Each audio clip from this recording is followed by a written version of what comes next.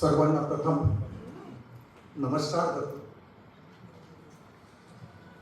बरेचसे प्रेक्षक श्रोते माझ्यापेक्षा ज्येष्ठ आहेत, त्यांना वंदन करतो. आणि आज हे सभागृह अगदी दरवेळेसारखंच खचाखच भरलेलं पाहून खूप समाधान मिळत आहे. माझ्या हाकेला ओ देऊन आपण आला, आपला अमूल्य वेळ दिला. माझ्यासाठी ही खूप मोठी जमेची गोष्ट आहे. विशेष म्हणजे आपला कायमचा साहित्यिक गोतावळा तर आहेच, साहित्यिक मित्र आहेत, भगिनी आहेत, शिवाय माझ्या हाकेला ओ देऊन माझ्या गावातून आलेले माझ्या मातीतली माणसं ही माझ्यासाठी खूप महत्वाची आहे असं मला वाटतं. ज्या मातीत माझा जन्म झाला, ज्या मातीमध्ये मी वाढलो, लोळलो, बोललो, खेळलो, लहानाचा मोठा झालो, माझे यावर बालपणी जे संस्कार झाले, त्या मातीची ओढ, गाव सोडलं तरी ती ओढ कधीच जात नाही, कायम असते. घार फिरते आकाशी, परंतु तिची नजर पिलांपाशी कशी. आपल्या माती ही माती म्हणजे फक्त त्याची जमीन असेल असं नाही, त्याचा जन्म झालेला गाव असतो. त्या गावातील माणसं असतात, गल्ल्या असतात, विशी असतात, लहानपणी त्याच्यावर प्रेम करणारी माणसं असतात. ती माणसं गेलेली असली तरी त्यांच्या आठवणी कायम असतात. तर असे काही माणसं या ठिकाणी अगदी केवळ माझ्या प्रेमापोटी, केवळ या मातीतला माणूस आपला बाहेर नाशिकमध्ये काहीतरी करतो आहे हे पाहण्यासाठी आहे.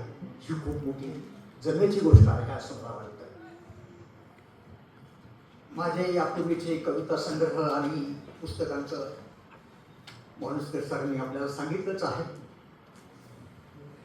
राहिले ते तीर्थ आणि विडंबन संग्रह ही दोन पुस्तकं पुन्हा रसिकांच्या हाती देताना मला खरोखरच खूप आनंद होतो आहे.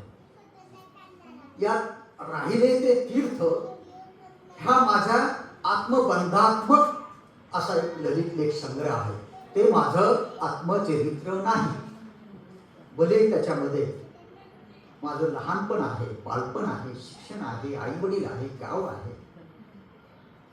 माझ्या गावचा आधारवर माझी खासदार, माझी आमदार, माझी महापौर, सहकार महर्षी उत्तमराव नथुजी ढिकले यांच्या संबंधीचा एक विस्तृत लेख या पुस्तकामध्ये मी लिहिलेला आहे. एवढंच नाही, आपण कोठे चाललो आहोत हा एक वैचारिक चिंतनपर लेख सुद्धा या पुस्तकात आहे. हे पुस्तक हा माझा या सगळ्या गोष्टींचा धांडोळा आहे, एक माझं आत्मचिंतन आहे. भूतकाळातील काही आठवणींचे तुकडे वर्तमानावर चिकटून भविष्याचा वेध घेतला आहे.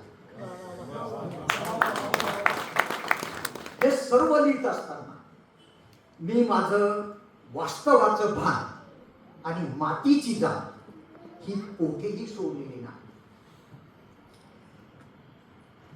या पुस्तकामध्ये कोणतंही लेखन असो, माझं ललित लेखन असो, गझल असो, विडंबन असो, साधी कविता असो, या सर्व लेखनाचा पाया संत तुकारामांचा एक अभंग. मागच्याही पुस्तकात तर मागच्या पुस्तकाचं त्यांचंच नाव दिलं होतं, सत्य असत्याशी मन करे. तर तो जो श्लोक, तो जो विचार आहे, संतांचा विचार, संत तुकारामांचा विचार, तो माझ्या प्रत्येक लेखनाचा पाया आहे. सत्य असत्याशी मन केले वाणी मानिले नाही बहुमता. मी लिहिताना विचार करत नाही हे लोकांना रुचेल बचेल नाही, हे वास्तव आहे, खरं आहे, खरं आहे ती लिहायला पाहिजे. त्याला विज्ञानाची बैठक असणारं सगळं माझं लेखन आहे. मला माझे आवडते कवी मंगेश पाडगावकर यांच्या दोन ओळींची आठवण येते.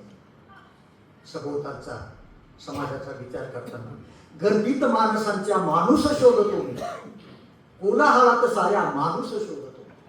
अशी आज सगळीकडे परिस्थिती. आपण बघतोय, पेपर वाचतोय, बातम्या ऐकतोय, काय चाललंय याचं सगळं भान ठेवून आपण जर लिहिलं तर जगामध्ये असं नक्कीच होणार नाही.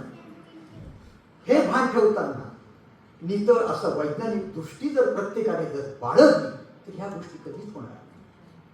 आज सगळीकडे युद्धखोर हिटलरशाही प्रवृत्तीचे लादेन, खोमेनी सारखे कट्टरवादी, ट्रम्प, पुतीन सारखे हिंसक प्रवृत्तीचे अतिरेकी नेते जगामध्ये सगळीकडे थैमान घालताना दिसत आहे. या सगळ्यांचं कारण हेच आहे. आणि असं सगळीकडे सगोवार असताना साहित्यिकांची भूमिका हीच पाहिजे. लोकांच्या, जनतेच्या, अज्ञानी लोकांच्या डोळ्यात अंजन घालता आलं पाहिजे. मग ते तुम्ही विडंबनातून घाला, गझलमधून घाला, कवितेतून घाला, ललित लेखामधून घाला. हे काम करावं, साहित्यिकांनी करावं, ही माझी भूमिका आहे आणि मी प्रामाणिकपणे बजावत असते.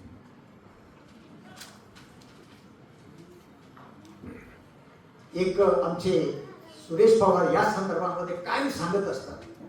आमचं दर मंगळवारी आणि दर शुक्रवारी हुतात्मा स्मारकामध्ये कार्यक्रम होतो. त्यांचा अगदी ती हात खूप मनाला भिडते. हात नको मने जोडा, मनामनातील अंतर तोडा.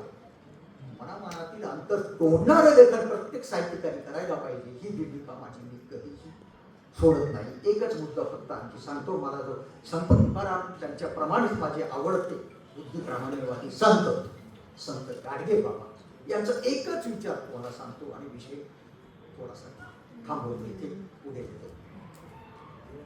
संत गाडगे बाबा म्हणायचे, लोक हो, देवळात देव नसते, पुजाऱ्याचे पोट असते. खरा देव दीन, दुःखी, दुबळे यांचेच असते. त्यांची सेवा करा, तुम्हाला देव भेटेल. हा विचार मी लाख मोलाचा मानतो. एका निरीक्षण मूळ अर्थाने अशा व्यक्तीचा विचार तो आम्हाला समजलाच नाही, कुणाला समजला नाही. हीच गीता आहे, हीच भगवद्गीता आहे, हेच पुराण आहे, हेच पुराण आहे. अवघड 1.5 ओळीचे 4 छोटे छोटे वाक्य आहेत. हे जर सगळ्यांनी जाणले, त्याप्रमाणे जर वागले, युद्धाची वेळ येणार नाही, बाबांना फसण्याची वेळ येणार. याप्रमाणे माझी लेखनाची भूमिका असते आणि थोडं विडंबना संबंधित बोलतो. आज जे व्यासपीठावर दिग्गज दिसत आहेत त्यामध्ये विवेक उगरमुले सर माझ्यापेक्षा तरुण आहेत. नानासाहेब गोरस्ते, नरेश महाजन सर माझ्यापेक्षा बरेचसे ज्येष्ठ आहेत. विवेक गोलमुले सरांनी माझ्यापेक्षा जरी वयाने कमी असले तरी त्यांचा कविता आणि ललित लेखनाचा अनुभव खूप दांडगा. माझ्या या राहिले ते तीर्थ हे लिहिण्यामध्ये त्यांची मोलाची मदत मला झाली. एवढंच नाही, शेवटचे 2-3 प्रकरण मी त्यांना अवलोकनासाठी जेव्हा लिहिलेले प्रकरण पाठवले तेव्हा त्यांनी मला ती 2-3 प्रकरण सुचवले. विशेष म्हणजे तुमच्या गावचा एवढा मोठा माणूस सरकार महर्षी उत्तमराव नथुजी ढेकले यांच्या संबंधी तुम्ही लिहिलं नाही. एवढ्या मोठ्या माणसासंबंधी लिहिणं तेवढा माझा आवाका नाही, मला विश्वास नाही त्यांना न्याय देऊ शकेल. त्यांनी मला प्रेरणा दिली, लिहा, प्रयत्न करा, मला खात्री आहे तुम्ही लिहू शकाल. आणि मी कामाला लागलो आणि खरोखरच या पुस्तकातील तो सर्वात सुंदर असलेले प्रकरण आहे. आणि दुसरे आपल्या महाराष्ट्राचे प्रसिद्ध वात्र टीकाकार, आपल्या मिस्किल काव्यपंक्तींनी रसिकांना कायम हसवणारे आमच्या सर्वात ज्येष्ठ असे नरेश महाजन सर,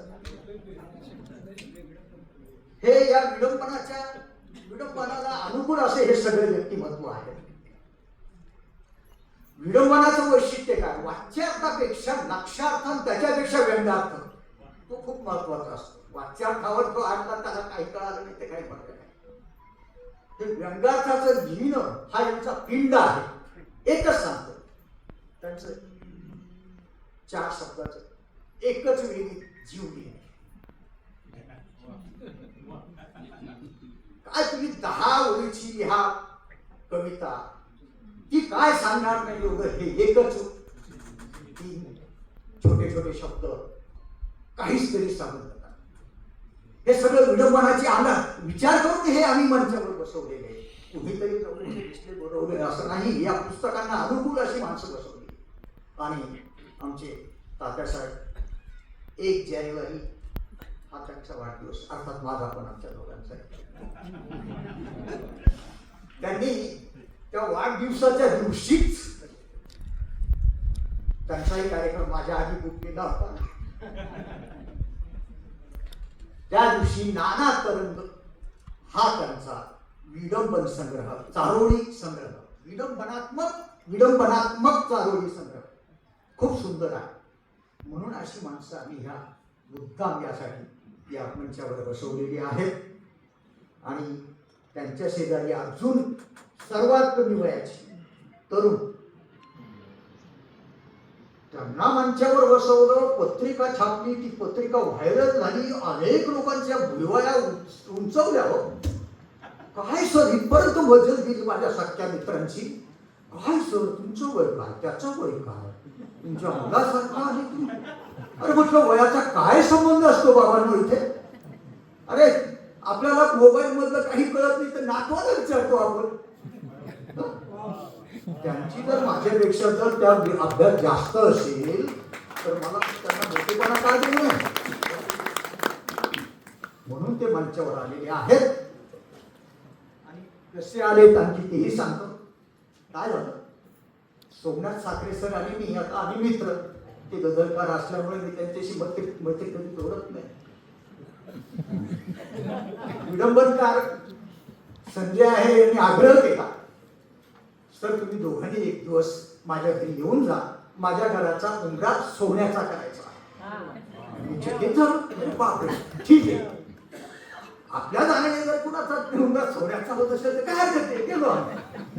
गेलो, त्यांनी मस्त चहा पाणी केला. आणि आपली पद्धत आहे, कुणाचाही सत्कार करायचा असेल तर बुके नाही, बुक द्या.